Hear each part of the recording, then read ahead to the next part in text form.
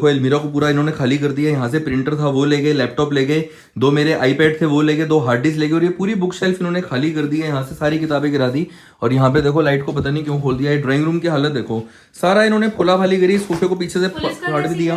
Police को वो सामने राहुल भैया ने कॉल किया, वो कह रहे आने वाली है। और किचन की हालत देखो, सारा आटा दाल इन्होंने सब बराबर किया हुआ है ढूंढने के लिए चीजें। और ये बेडरूम में देखो, एलमीरा में देखो, ये सारा ज्वेलरी ले गए, बॉक्सेस छोड़ गए और ये यहाँ पे एलईडी भी ले गए।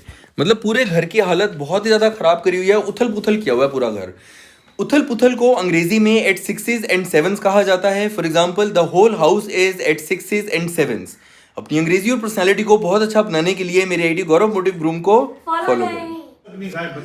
देखो जितने मेरे रिश्तेदार है ना, सारे एक बात मेरी कान खोल के सुन लो, मेरे से बिल्कुल पूछने की कुछ नहीं हुआ, मेरे को बोलने दे। मेरे से बिल्कुल पूछने की जरूरत नहीं है कि मैं YouTube से कितना कमा रहा हूं या Instagram से कितना कमा रहा हूं। जब देखो ना, जिसको जो भी रिश्ता रहेगा सबसे पहले पूछेंगे भाई YouTube से कितना आ जाता है, Instagram से कितना आ जाता है। पता नहीं लोग क्यों पूछते हैं, मैं तो नहीं पूछता किसी से, मेरे को तो कोई फर्क नहीं पड़ता कौन कितनी सैलरी ले रहा है, किसके बिजनेस में क्या प्रॉफिट्स हो रहा है, मैंने तो नहीं पूछा। और ऐसे जो लोग होते हैं ना जो पूछते हैं कि कौन कितना कमा रहा है, कौन क्या कर रहा है, ऐसे लोगों को ना इंग्लिश में इनक्विजिटिव कहा जाता है। For example most of the relatives are inquisitive. अपनी अंग्रेजी और पर्सनालिटी को बहुत अच्छा बनाने के लिए मेरे आईडी गौरव मोटिव ग्रूम को यहाँ पे सुबह से खेल रहे हैं, आपको तो कुछ नहीं खेलना। ये कोई बात थोड़ी होती है, आपका टाइम आइम ये कुछ नहीं होता। यहाँ ग्राउंड सरकारी ग्राउंड है, कहीं पे कोई ऐसे ढंग से बात करो, ये कोई बात करने का तरीका नहीं है। सारे खेल रहे हैं, अब मैं यहीं पे खेलूं, आपकी परमिशन की जरूरत नहीं है, सरकारी जमीन है, ये कोई रोड बेस की बस नहीं है। रुमाल रखो और जगह आपकी हो गई, दिमाग मत खराब करो, मेरे साथ मत खेलो।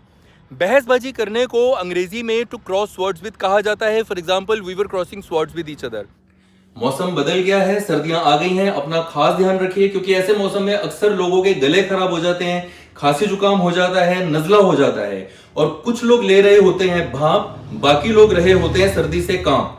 सर्दी से कांपने को अंग्रेजी में टू शिवर विद कोल्ड कहा जाता है। For example some people shiver with cold. अपनी अंग्रेजी और पर्सनैलिटी को बहुत अच्छा बनाने के लिए मेरे आईडी गौरव मोटिव ग्रूम को फॉलो करते रहिए।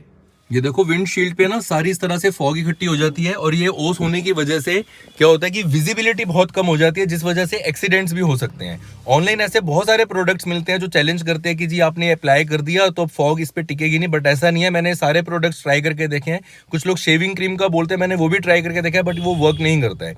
और ये जानना बहुत ज्यादा इंपॉर्टेंट है कि ये जाएगी कैसे। लेकिन इससे ज्यादा इंपॉर्टेंट है अपने इंग्लिश कम्युनिकेशन स्किल्स को अच्छा करना, जिसके लिए आप परचेज कर सकते हैं मेरा इंग्लिश कोर्स, जिसमें मैंने बेसिक से एडवांस लेवल तक की ग्रामर और वोकैबुलरी के साथ अपने फनी कैरेक्टर्स में स्पोकन प्रैक्टिस भी कराई है। और मेरे हंसते खेलते पढ़ाने के तरीके की कई यूट्यूबर्स और कई न्यूज हैंडल्स ने अपने स्पेशल आर्टिकल्स और रिव्यू वीडियोस में बहुत तारीफ की है।